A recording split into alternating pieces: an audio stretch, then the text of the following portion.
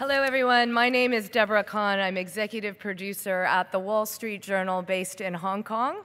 Welcome to MIPIM's keynote address with Mr. Joschka Fischer, Germany's Minister of Foreign Affairs and Vice-Chancellor from 1998 to 2005. When Joschka Fischer was foreign minister, the world was a very, very different place. Few doubted the future of the European Union, and economies across Europe were enjoying healthy growth. Today, many are questioning the future with talk of at least one country exiting, that is Greece, as we know. It's with great pleasure I introduce to you Mr. Joschka Fischer, who will share his insight on the Eurozone crisis and where it's headed.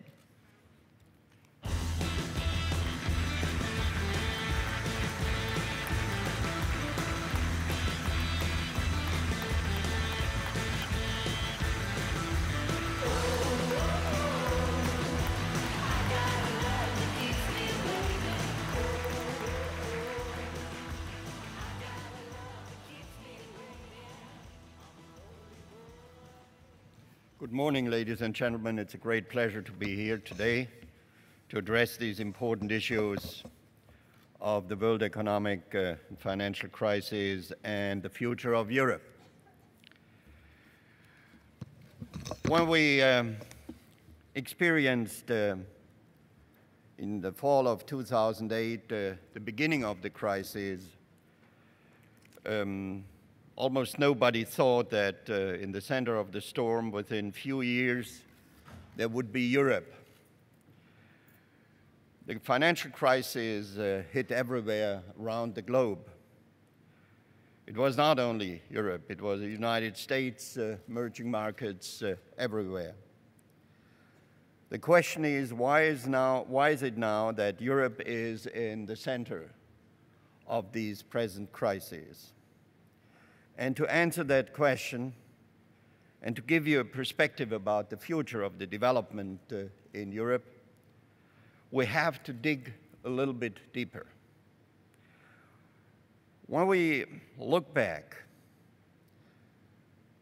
I think the most important event which happened was November 9th, 1989, when the wall came down and the global system ended.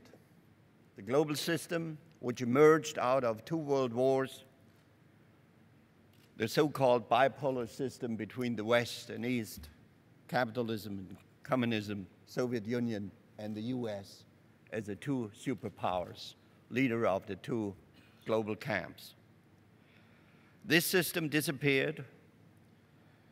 And since then, we are in a situation of transition. One of the key questions for the two world wars was the role of Germany in Europe. This shouldn't be forgotten, ladies and gentlemen. And at the end of the Cold War, 1989, 1990, this question reemerged. What will happen to Germany? And why is Germany so important? Because it's in the center of Europe with complicated borders and a questionable historical agenda. And what will happen with Germany has an impact on the whole of Europe. And Europe at that time played a key role for the political and economic system in the world. So once again, it was Germany.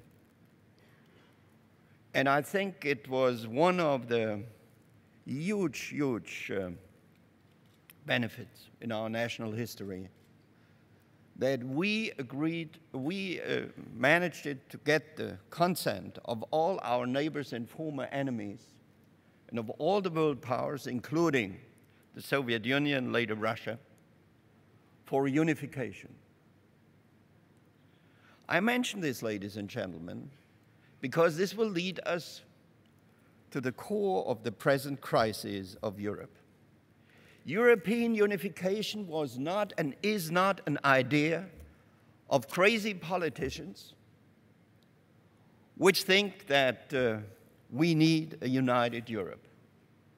European integration, the investment for 2 generations of 60 years now in European integration, was based on exactly this very violent experience, that our continent was in a process of self-destruction without the integration of our interests. And we were great Frenchmen, Jean Monnet and Robert Schuman, who had this idea, let's start European integration by merging the economy and overcome this balance of power system which led us into these disastrous developments which almost completely destroyed Europe. So this question was again put on the table by history after 1989. And the answer of 2 great statesmen again, of François Mitterrand and Helmut Kohl, with the consent of our transatlantic partners at that time, was that with the end of the division of Europe and of Germany, we need to step up the European integration. And this was the beginning of the currency union. So ladies and gentlemen, especially for those in the audience who are from outside of Europe, there was no economic need for a currency union. Europe worked without a currency union. But if you were interested by political reasons into a more integrated Europe, the currency union was the next step. And therefore, to understand the present European situation, I think it's very important that you will not forget that the reason for the currency union were political reasons. Now, there was a serious mistake made, but it wasn't seen at that time that it's so serious, because it was the way as Europe worked.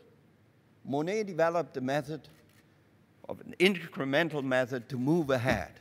We do what we can, and what we don't can, we do it, the next generation will do it if history will call up these issues.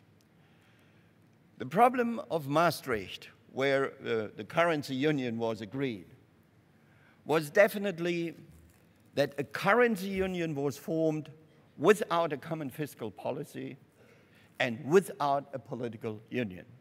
These are and were and are the essential weaknesses of the European situation.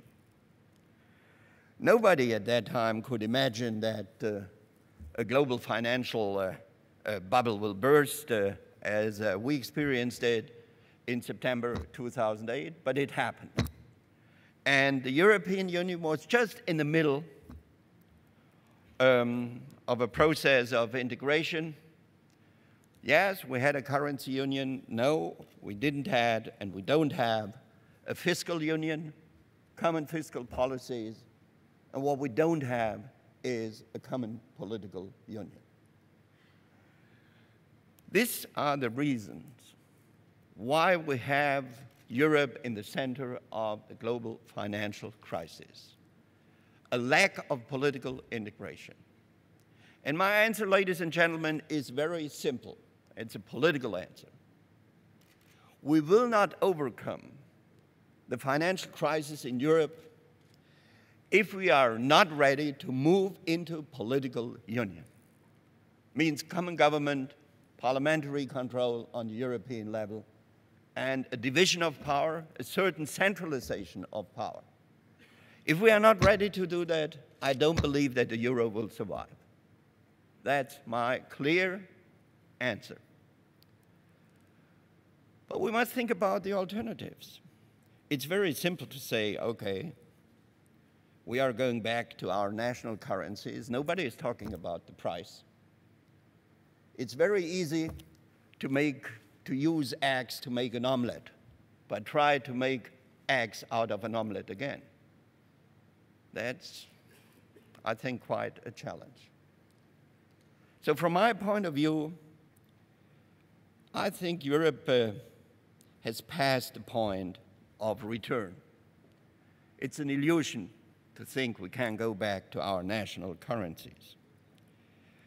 On the other side, it's very simple to say Greece should leave the euro. Who will be next? Once you will start to dismantle the European currency union, you will also dismantle trust. And ladies and gentlemen, to be also very blunt, if the currency union will fail, don't believe that the common market will survive. Once the currency union will fail, the whole European project will disintegrate. And allow me to say that to our British friends. They know it, that a successful the successful euro is for the future of the City of London as a global financial center, more important than the future of the pound. They know it. Therefore, we would pay an extremely high price, and we should have a look to the global stage.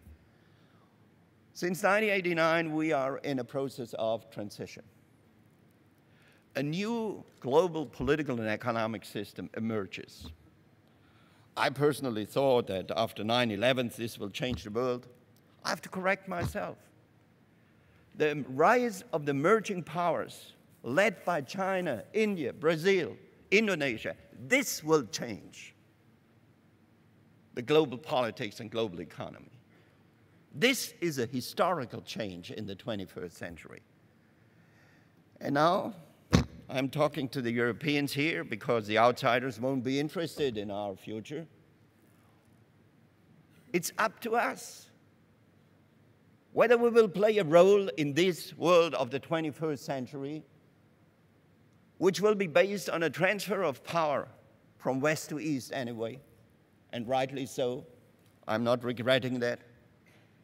The question will be what the Europeans will do for their own future. If Europe will disintegrate, fall back into national states, we won't play a role in these 21st century global structure. Our American cousins, they will focus on their own problems. They have a lot of problems. I think they will fix it. America will come back. I'm definitely sure about this. And the Republican Party is working very hard.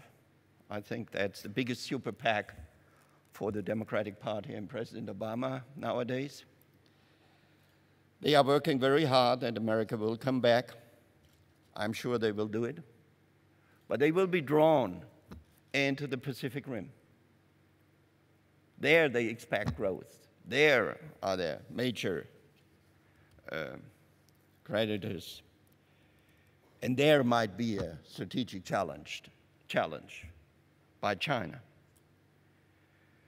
America will not disengage in Europe, but it will reduce its engagement and in our direct neighborhood.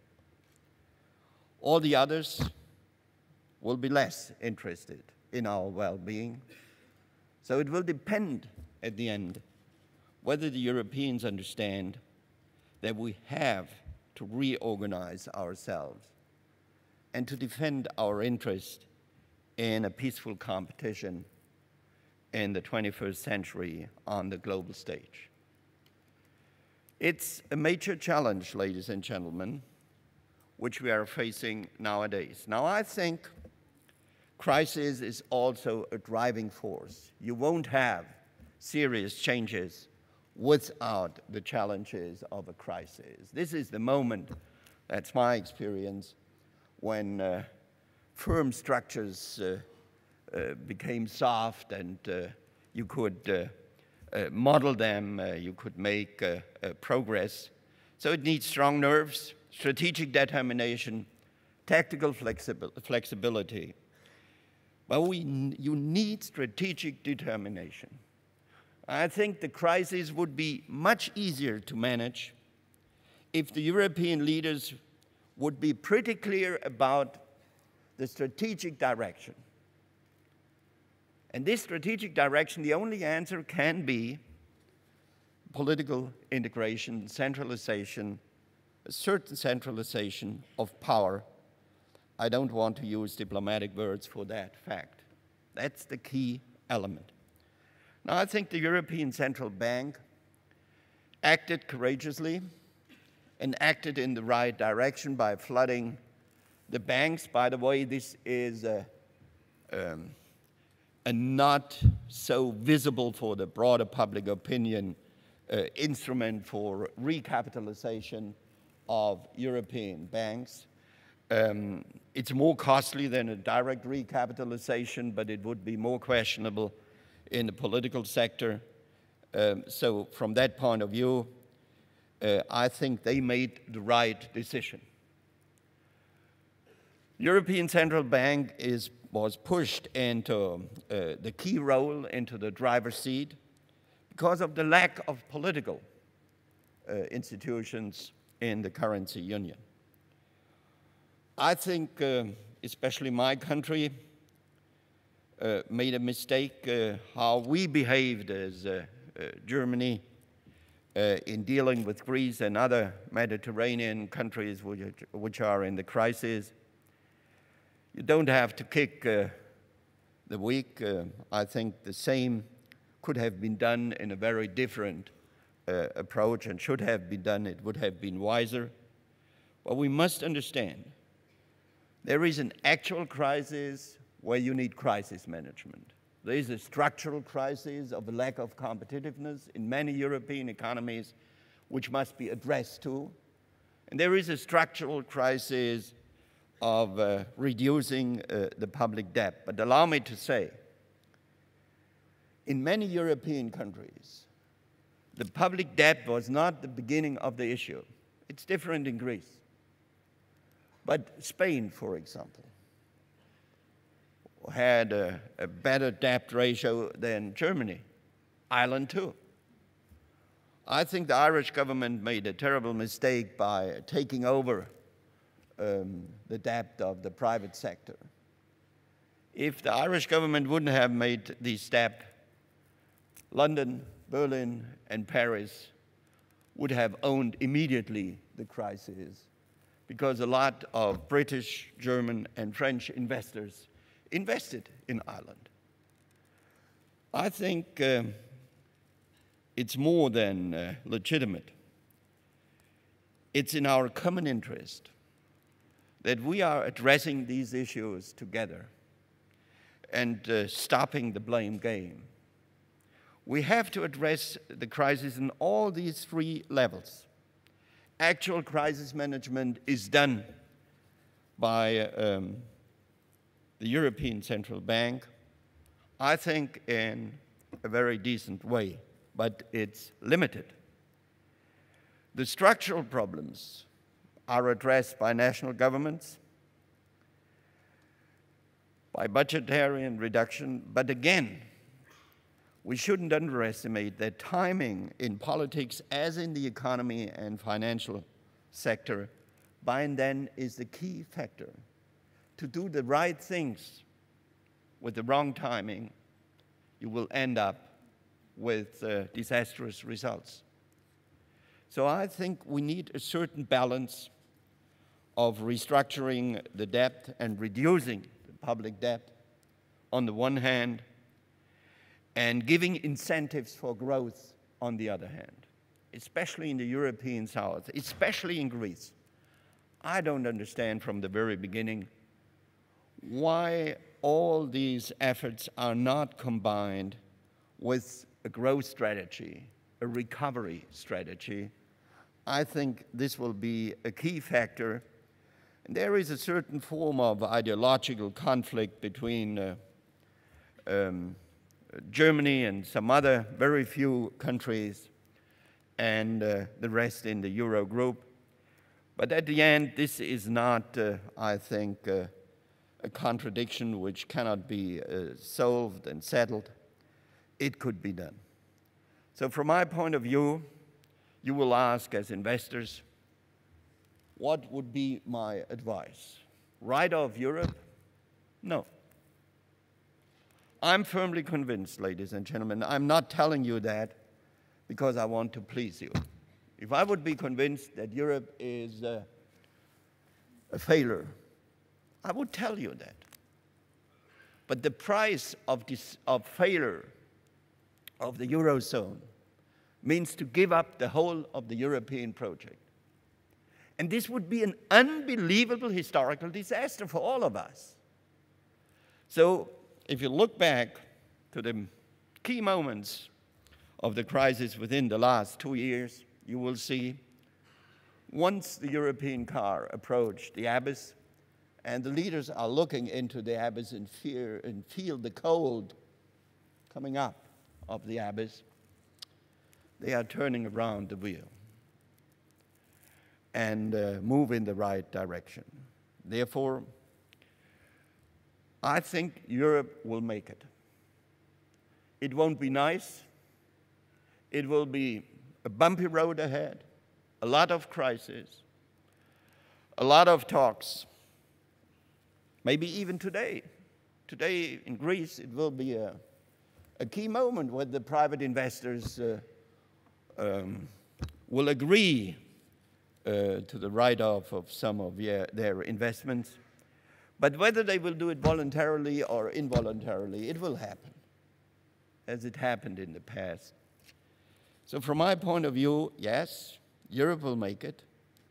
But even better, I think at the end of these crises, you will see a political union, at least on the basis of the Euro group, because this is the precondition for overcoming the financial and economic crisis.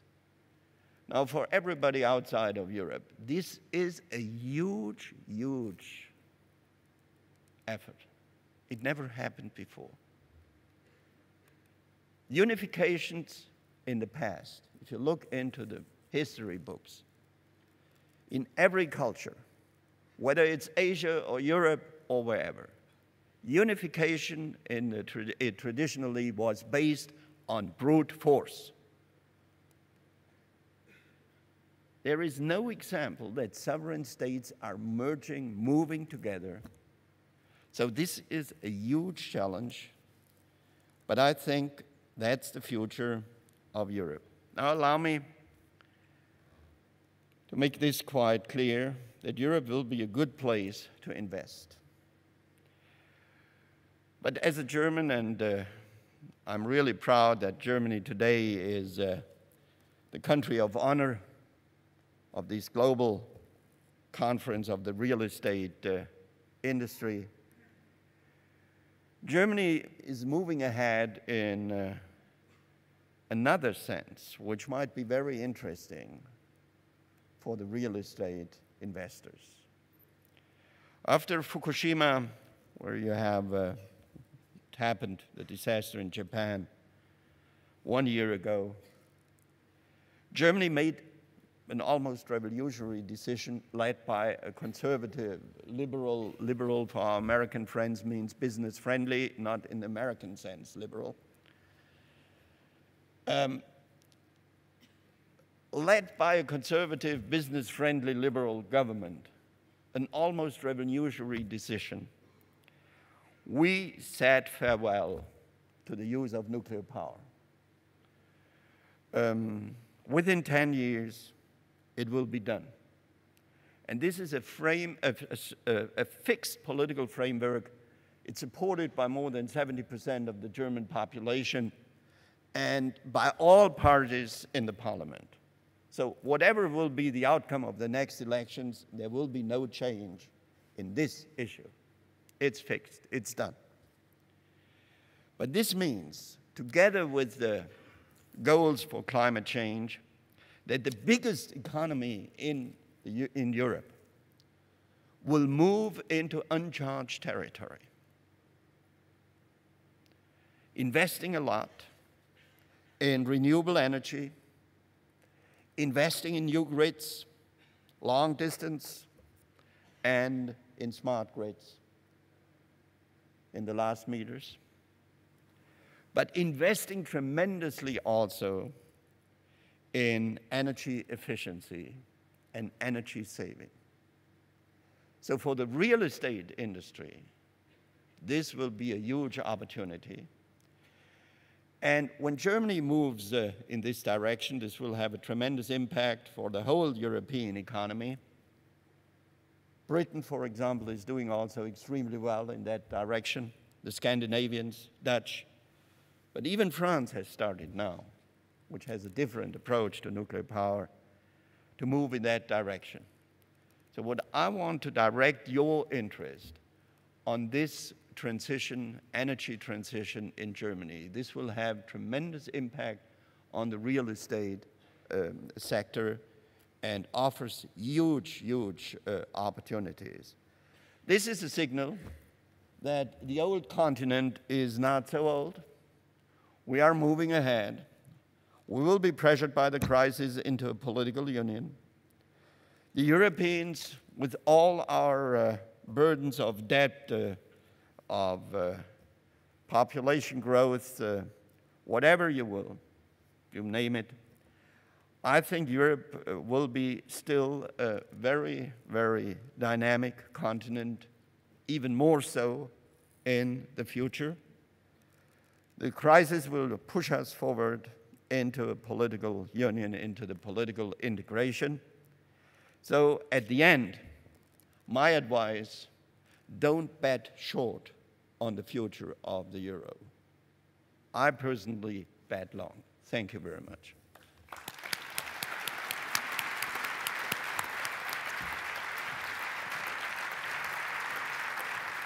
Thank you. Thanks very much, Mr. Fischer. We will start. I'm going to start off and ask a couple of questions, and then we will open it to the floor. There'll be microphones around the room, so when you have questions, please do identify yourself.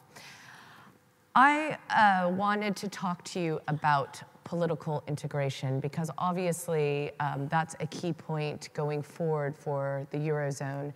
But my question is, as someone on the outside, I wonder, when you ask today a German how happy they are, they'll probably say, we're pretty happy, life is good.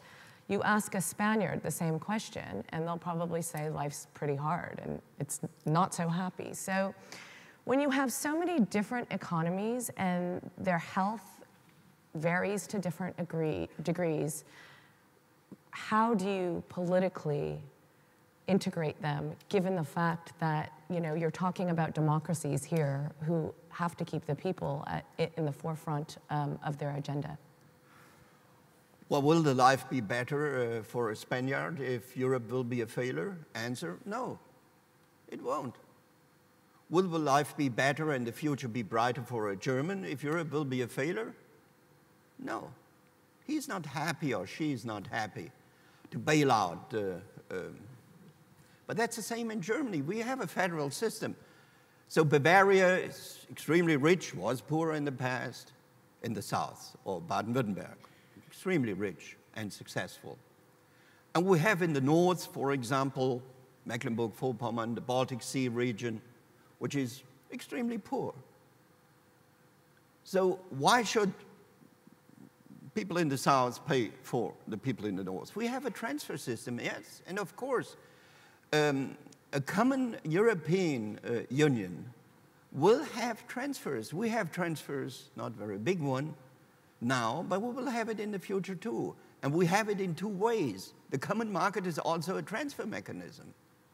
And the North is on the sunny side of this transfer mechanism of the common market. We have other transfer mechanisms, and we will need that in the future. And the last point, what I think it's very interesting, one of the most fantastic programs the European Union created is the so-called Erasmus program. Now, what is Erasmus?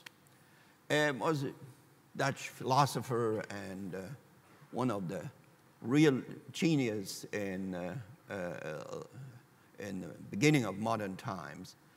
And his name stands for a student exchange program. So you can apply for that and go outside of your country to a European university for 1 year. And it's a fantastic program. What we see now in Greece, in Spain, in Portugal, that the Erasmus generation is forced into unemployment. And what are they doing? They are moving. They are used to learn different languages. They are used to move. And this, I think, is the beginning of a sort of common European labor market, which is created now, based on the experience of this generation. And they are highly educated. We shouldn't underestimate that. So these are elements, I think, which will play a very important role for the future. This can be done in China. I mean, in the north, to the Russian border. What is, I mean, even the language, if you compare to the very south, to the Burmese border, what do they have in common? It's a political and cultural framework, and this exists in Europe more and more.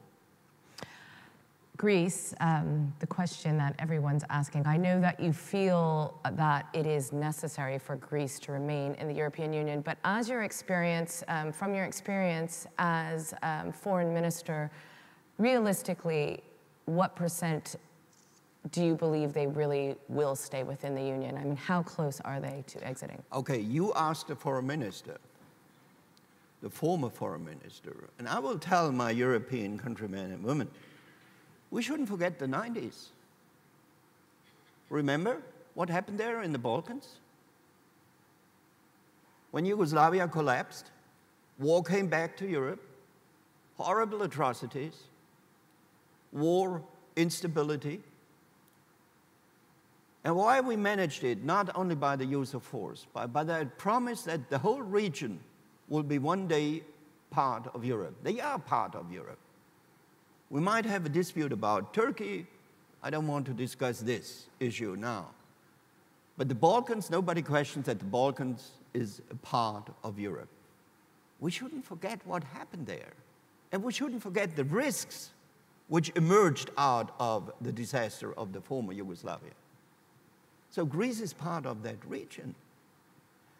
And there is a complete misunderstanding to think about, okay, if a company goes into bankruptcy, into the default, companies disappear. People don't disappear. Next morning, the sun is coming up, and the nation is still there with their interest, with the risks, with everything. It's a complete misperception. Allow me to say that as a former foreign minister. To think it would be cheaper, easier, more manageable if Greece could be convinced to leave the currency union. Just the opposite will happen, ladies and gentlemen, just the opposite. And therefore, there is also the challenge of contagion. I mean, I'm a realist, and I don't believe that the markets will say, okay, that's a wise decision, Greece has left the currency union, now we live in peace with the euro. No, the answer will be very simple. Who is next? And everybody understands perfectly well, it's not Portugal, it may be Spain, but it will be definitely Italy. And this goes to the heart of the European project, sorry to say so. So it's also an act of self-defense, not to lose nerves and act in a responsible way. Last point, especially Germany did everything to increase the bill. I mean, we are looking for the most expensive solution, to be honest, but that's the German way. We don't like it cheap. We like it expensive. That's my explanation. Greece at the beginning was a 50 billion challenge. That's not small money. But compared to nowadays, I mean, it was cheaper. At the end, I think it's manageable and will be managed. Are there mistakes that the leaders like Merkel and Sarkozy are making today? How would you advise them? Well, I think there is a difference. I don't want to talk about Nicolas Sarkozy. It's very sensitive. We are here in France, and it's it's election time, and so I think I'm diplomatically well advised to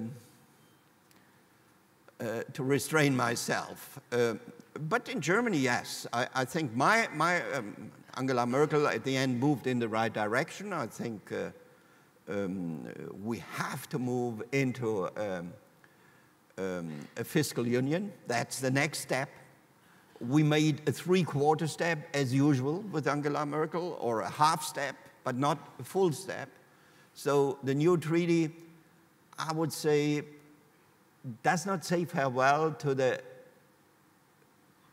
basic mistake of the Maastricht construction. What was the basic mistake of the Maastricht construction?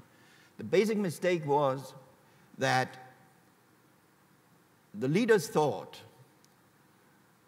we can avoid a centralization of power by strict rules.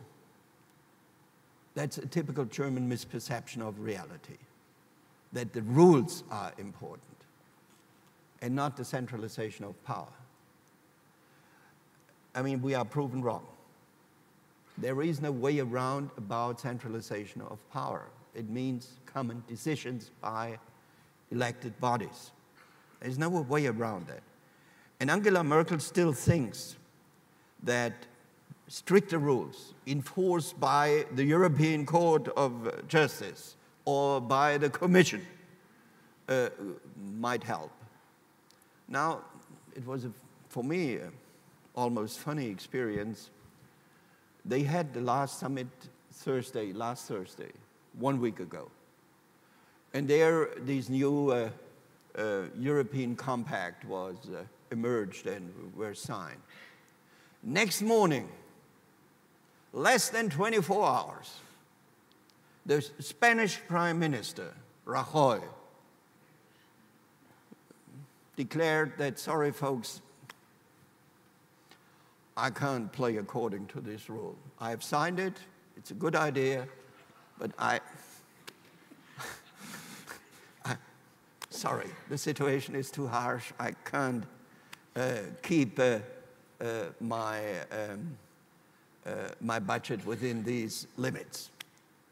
And he was right, by the way. I'm not criticizing Rajoy.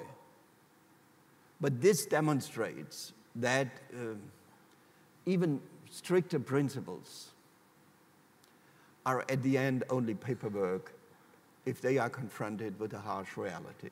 So centralization of power must be included into a fiscal union as the next step, and then the second step into a political union. Sounds like you're calling for a benevolent dictatorship. No. Nothing to do with dictatorship. Look, just the opposite. What we see is that the heads of states and government are acting as a quasi-European government in this crisis. And I appreciate that development very much. The national governments, the national parliaments are in control. They are in the ownership of the budgetary sovereignty. And they will continue to be in the ownership. There is nothing like a dictatorship. It's just the opposite. I think what we will see is the emergence of democratic structures will be a little bit different as the federalists thought originally in Europe, but nevertheless very democratic and democratic controlled, and this is the right direction. The problem of Angela Merkel and some others is that they want to exclude the question of power. That's the key factor. And that's the point where they had to get over it if we want to fix the crisis. You talked about opportunities in Germany in the energy sector, but do you believe that, I mean, we're going to see austerity measures in a lot of economies for some time, so we have an audience of real estate investors. What do you think that's going to do to prices, asset values? Well, from my point of view, I mean, this is not sustainable. I don't believe that. I mean, by then, leaders need the experience or the confrontation with the real life to understand that their ideology might have led them to the wrong decision. I'm pretty sure that there will be no long-term deflationary process in Southern Europe, because this will lead to very harsh political reactions and social reactions. And by the way, the Northern Europeans will lose a lot of their home market. We are not talking about Germany as the home market of the German industry, or France as the home market of the French industry. If you look to the interconnectivity of our national economies in the framework of the common market, then you will understand even the UK is highly dependent on the future in the industrial sector, on the future of the common market, and therefore I'm pretty confidential that this is now a period where everybody is talking about these harsh measures, and but I don't see that a deflationary perspective will be the real perspective in a sustainable way. I think within the next year we will have a shift of the debate, and growth will play a more important role. Therefore, I'm pretty optimistic, and that Europe will be an extremely good place to invest, and a secure place. We shouldn't forget that. I mean, real estate investments are long-term investments, and I think Europe has a lot of benefits. Okay. Even Greece, don't forget. Yeah. Maybe it's not the right timing. I actually, on a sidebar, was talking to someone in Hong Kong who was from France and saying he's already going to plan B, and his plan B is to buy a farm in Greece. I thought that really kind of represented it. Okay. Or a temple. I'd like to open it now to the floor. There's microphones, which we have. Just hold up your hand, please, and introduce yourself. The gentleman right here, please.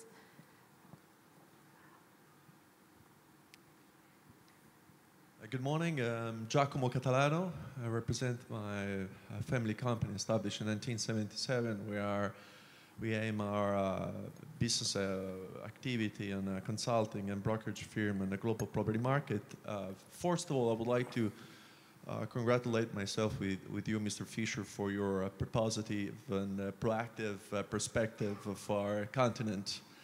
And second, I would like to add that we are, the first time in centuries, we are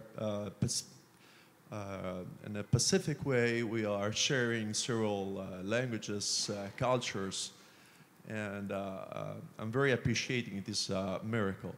I would like to learn from your important perspective the time frame of our recovering.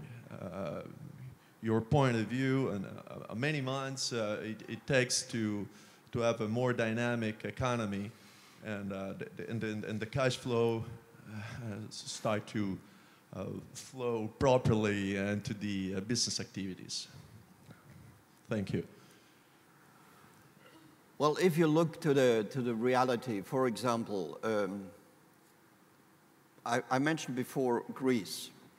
I think Greece is not a lost case, because they have a fantastic asset, that's tourism.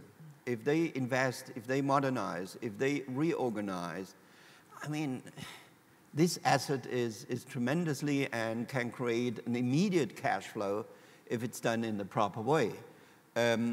Shipping industry, everything connected to shipping industry, renewable energies, connected also with agriculture. So from my point of view, if you look for investment opportunities, I think Greece is just the opposite of a lost case.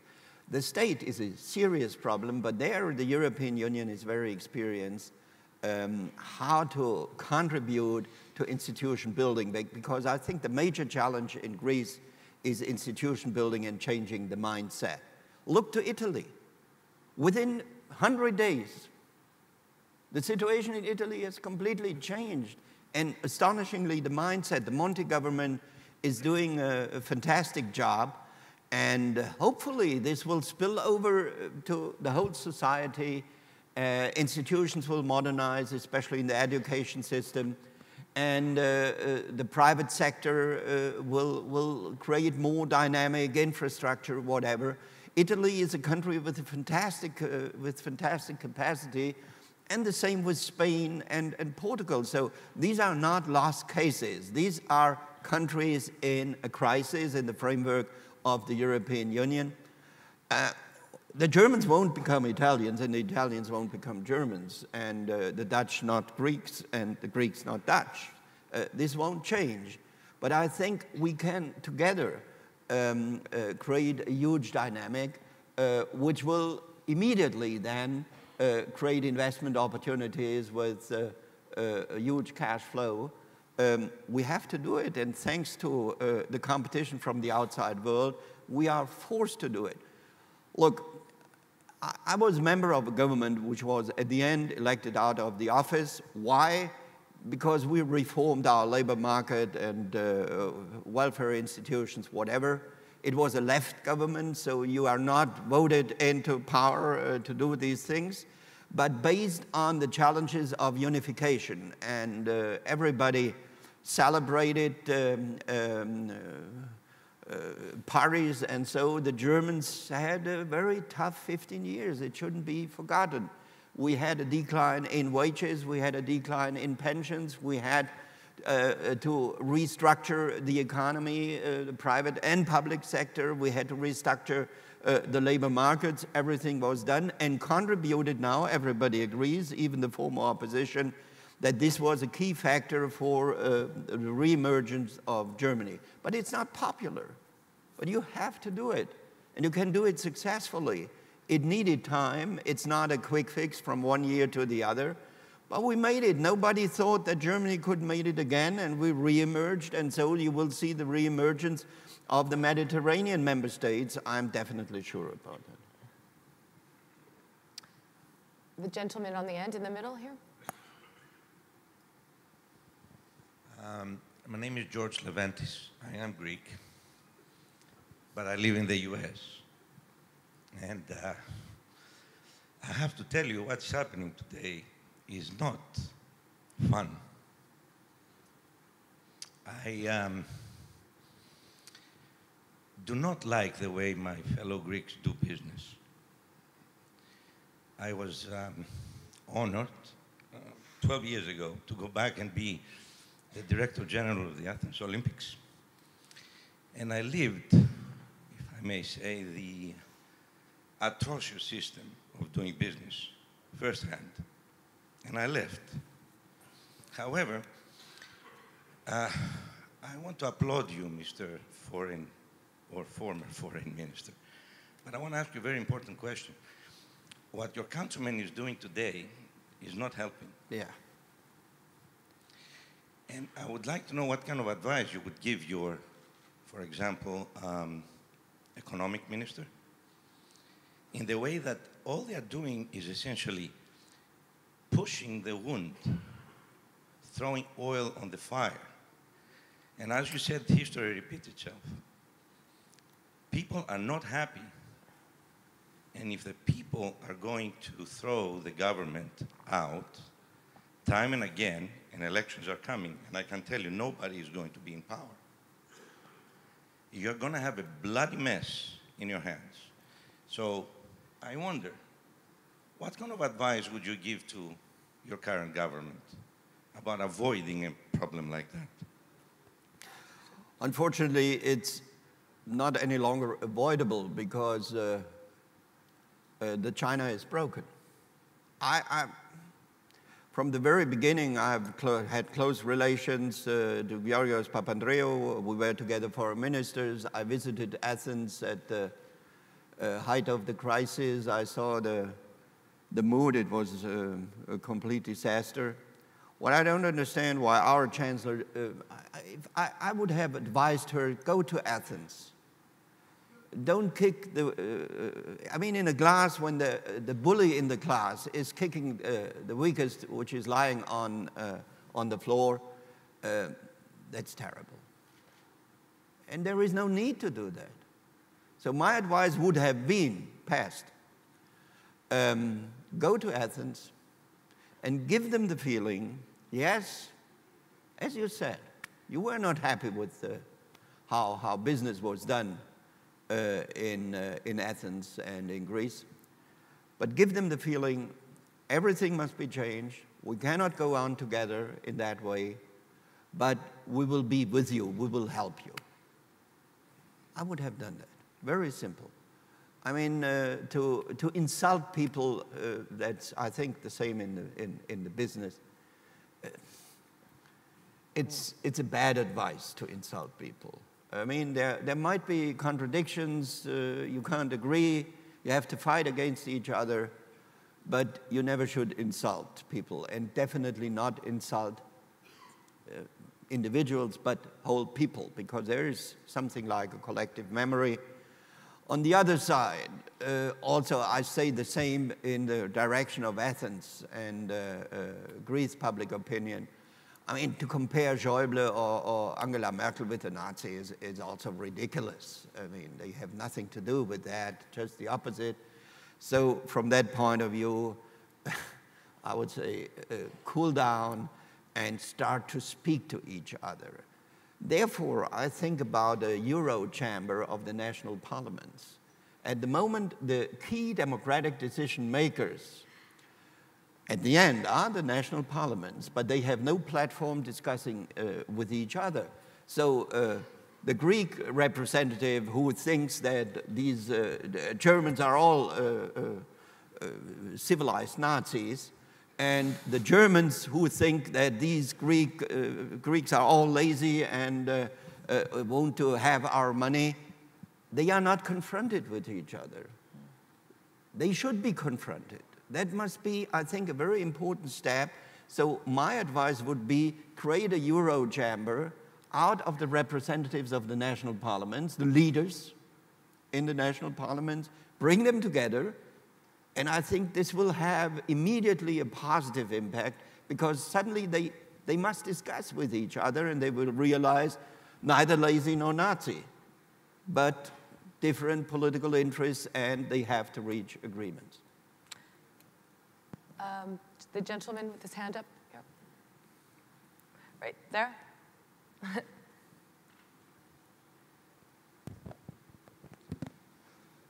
Hakan Gümüş, EA Real Estate and Development. Mr. Fischer, I can understand why you try to avoid the question about Turkey or Turkey's EU accession, but I would like to ask a very simple question, because we all know the economic conditions in Europe currently and the dynamic economy of Turkey today. Would you invest your personal money on Istanbul real estate market? Thank you. I have no idea about the Istanbul real estate market. And I would never invest money in a market which I don't understand. I do only things which I know. I'm maybe a sort of natural distrust. I'm a weak believer, and I want to know the facts. So Istanbul is one of the most fantastic cities in the world. But I think it's also one of the most challenging real estate markets without knowing these real estate market, because it's such a dynamic city. And I think a lot of investors are still there, and therefore, if you would ask me whether investments in Turkey will be wise, definitely yes. European perspective, unfortunately, you know, my position was open up the doors for Turkey. But I think my impression is that Turkey nowadays thinks more about doing it alone and having the perspective of a regional and maybe also global power. Let's see how this will develop. But I think Europe and Turkey are very close together, and we should develop this excellent relationship. Turkey will be an asset in the future, also in a factor of stability and peace in the region. So, but the Istanbul real estate market, sorry, sir, I think you are you have more expertise about this market than I do. Any questions on this side of the room? I feel like I've been ignoring. Any more questions? Here, right here in the front, please.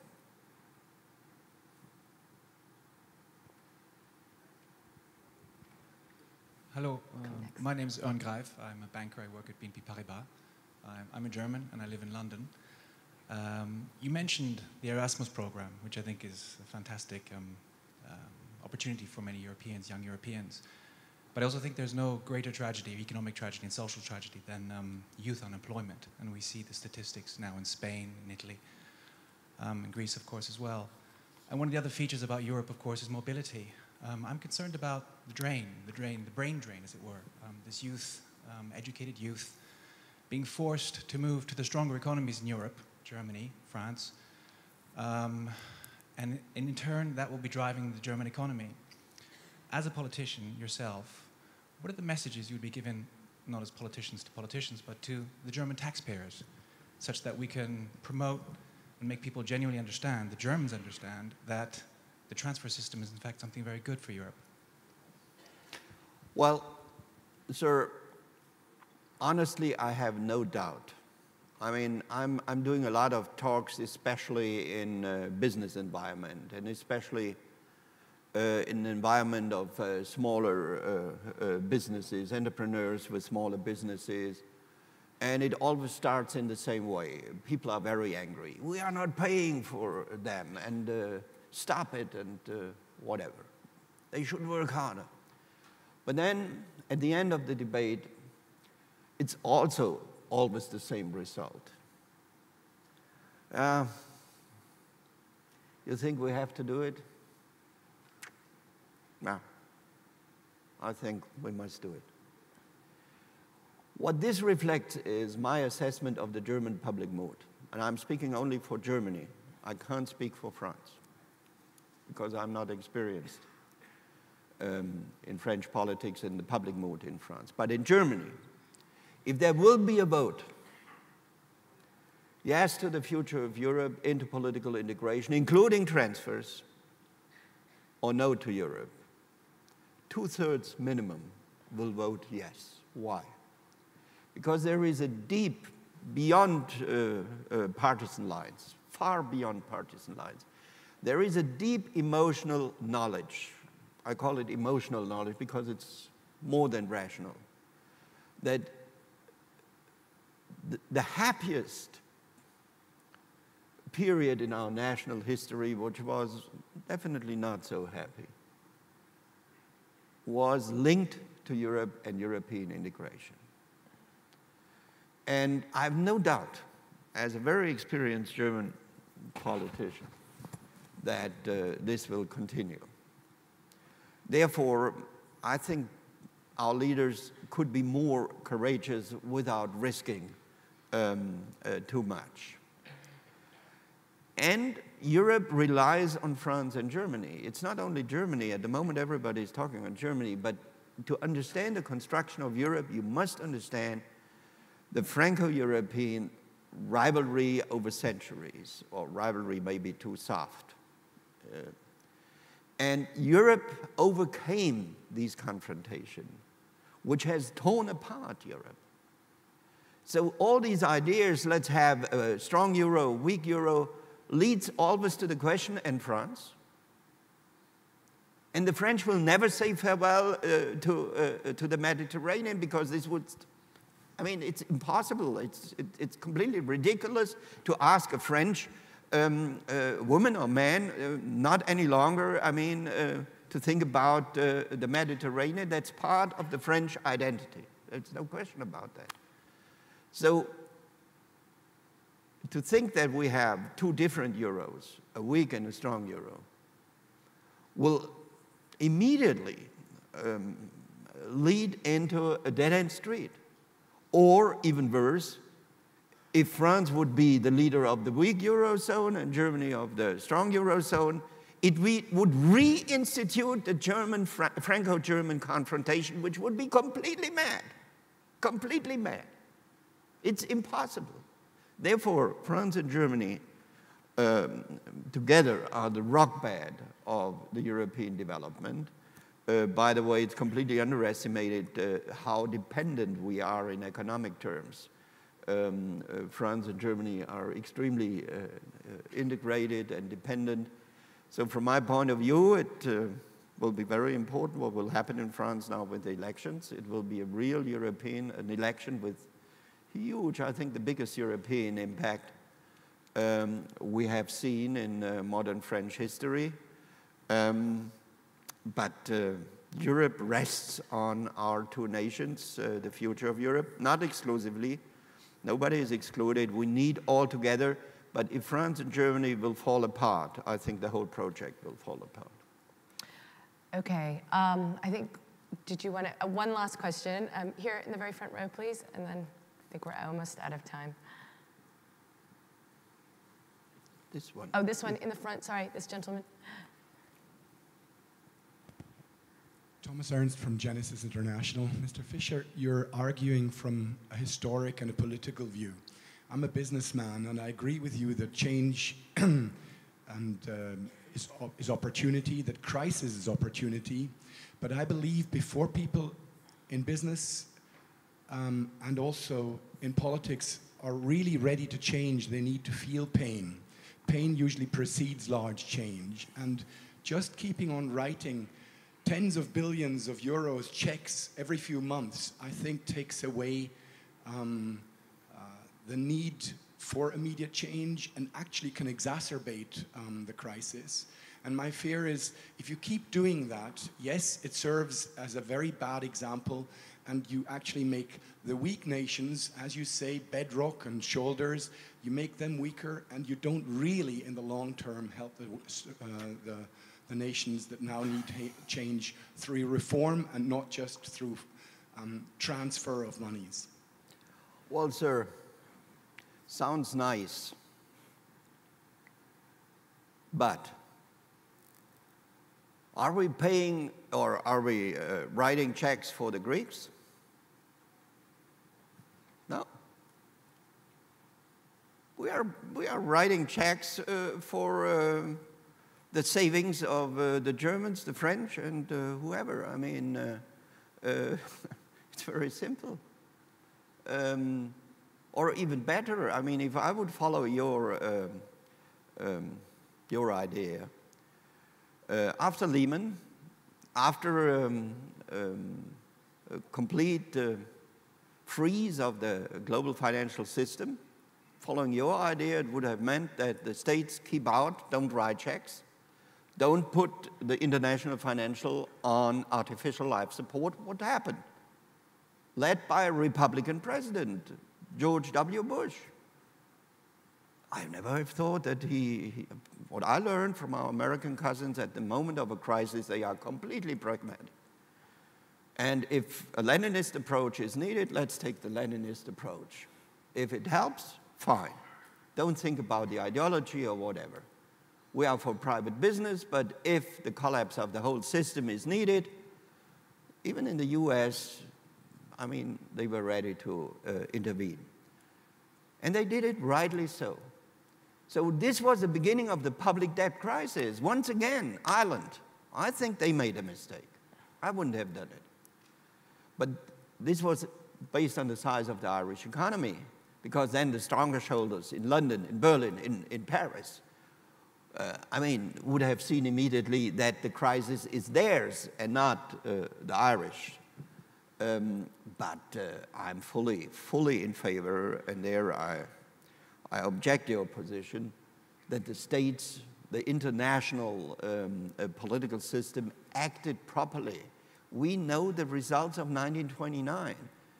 And if in 2008, after Lehman, the whole global financial system wouldn't have been put on artificial life support, I think we would have faced an economic world crisis which would have been even more severe. We shouldn't forget China. China, at that time, decided to implement the biggest public spending program in, I think, not only modern history, but in history of mankind. Almost $1 trillion. And it worked perfectly well, by the way. It helped and contributed a lot to a very, very quick recovery also in my country. So from that point of view, it's easy to say that keep out your fingers, don't write checks. As long, I mean, Greece is the wrong label. The real label is European banking crisis. The checks are not written for Greece. The checks are written for the European banks. Everybody knows that. And therefore, dealing with the European banking crisis is not so easy. I think the ECB is doing the right steps for the time being, especially the recapitalization of the banks. There's a lot of challenges ahead, and they have to be addressed, but they are moving in the right direction. But to say, okay, let them collapse, I think is a very bad advice, and you miscalculate the consequences. Okay, I think we're about out of time. Thank you for your insight on the need for political integration. Greece must stay in the Euro, in the European Union, and also, more importantly, the need for better communication and understanding among European countries. Thank you very much, Mr. Joschka. It was a pleasure. Thank you very much. Thank you so much.